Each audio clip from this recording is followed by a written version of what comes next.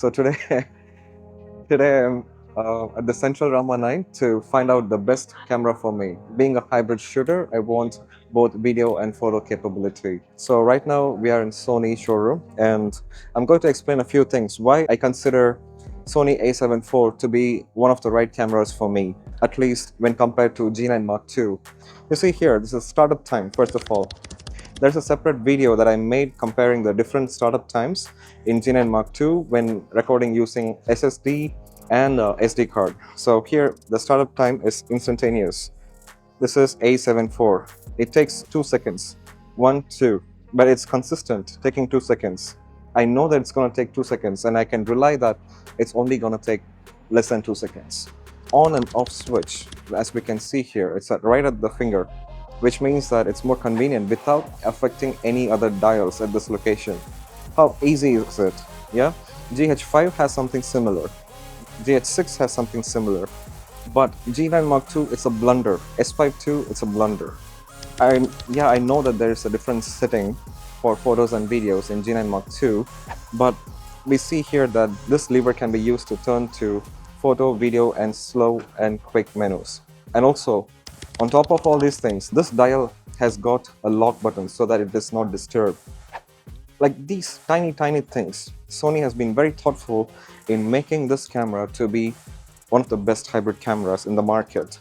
Practicality is another thing when it comes to having a hybrid camera. G9 Mark II is full of customizable options, but is it practical though? Startup delay, compromising by the stealing recording SSD. So the card door has a lock.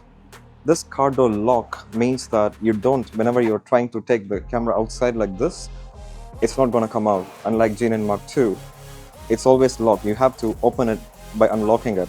And on top of that, it's got CF Express Type A card slot, which means you have option to record all the bitrate internally. Unlike G9 Mark II, in G9 Mark II, highest quality in slow motion 4K 120 frames per second cannot be recorded internally because it is got a higher bitrate and it needs to be recorded through SSD, which is not the case here.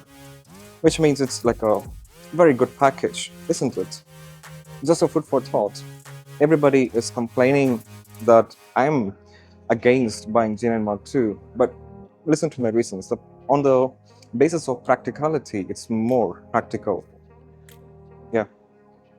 Well, of course, when I first grabbed it, it felt heavy, but I don't know if it's the lens. It's also a big lens, so it just feels kind of heavy. But when I use it, I think it focuses very nicely on things. I just go somewhere here, I just shoot somewhere. So I point somewhere and I just half click and it focuses so well, so fast, so accurately, yeah. And I think when I take the picture, it comes out nice. It's just the subject is very well portrayed.